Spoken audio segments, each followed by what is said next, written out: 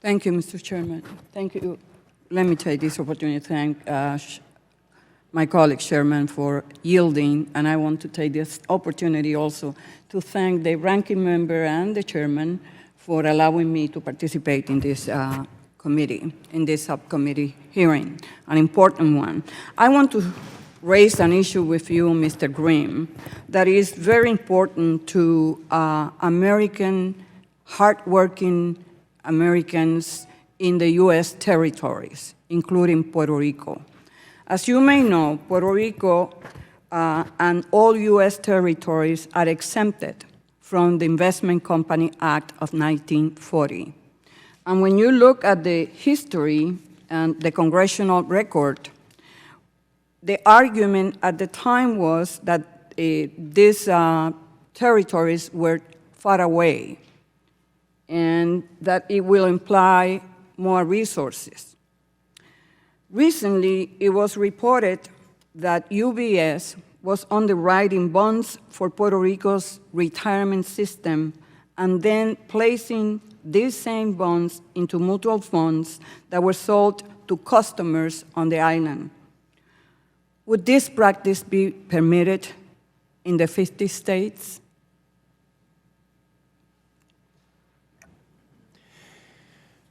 So you correctly point out that the way the Investment Company Act works right now, there is an exclusion from registration for Puerto Rico and the other territories of the states.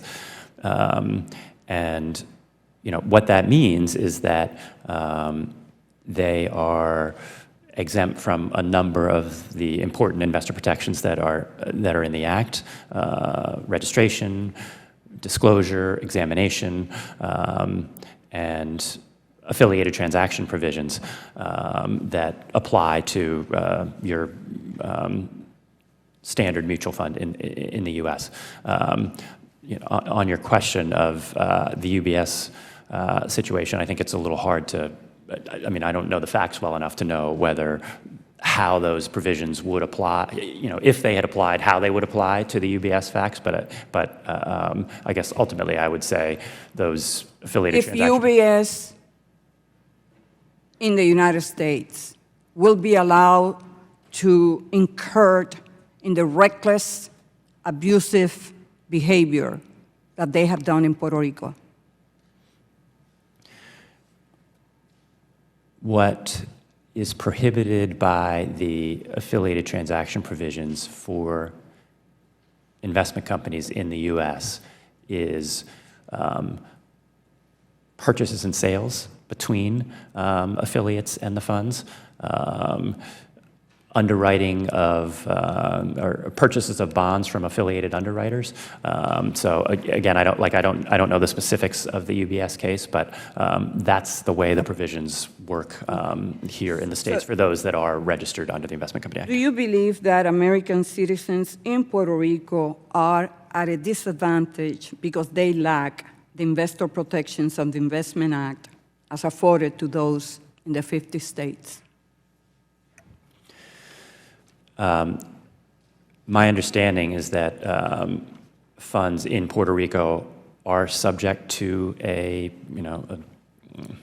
some kind of an investment company law. I don't know the details of it, so therefore it's hard for me to compare the two laws. But I would say. Well, the question is simple: Puerto Rico and the U.S. territories, American citizens who reside in the island of Puerto Rico, are exempted from this law, the Investment Act of 1940.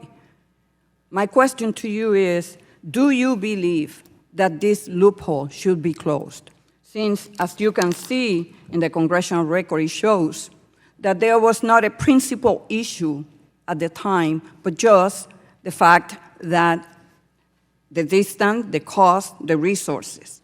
Do you think we should close that loophole and grant the same investor protections that we afford to every American citizen? Do you think that veterans in Puerto Rico who go and fight for this country should be afforded the same protections? I think that the investor protections of the Investment Company Act are critical to all kinds of investors disclosure, transparency, affiliated transactions.